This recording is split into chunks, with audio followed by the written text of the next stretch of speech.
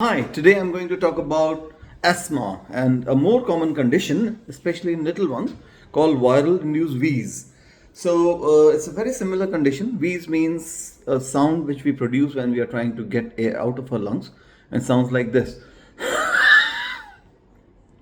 So, in asthma or viral induced wheeze, it's virus induced, means the virus is triggering the wheeze. In asthma, the trigger could be anything like a pollen or dust, pollution. Again, any infection can also trigger a similar response.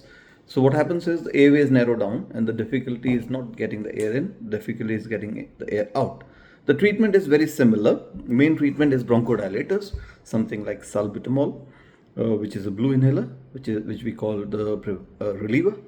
And then sometimes if you are needing a lot of salbutamol, then you are put on a preventer, which is usually a steroid inhaler or a combination of a steroid with a long acting bronchodilator like salbutamol.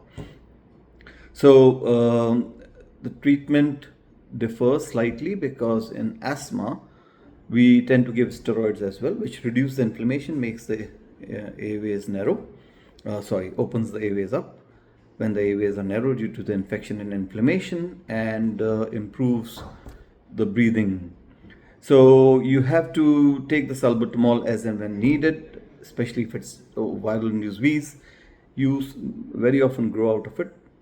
Sometimes you might have some other allergies, so you have to obviously avoid that. And very often we find that as you get older, after 5 years of age, you can come off your preventer inhaler.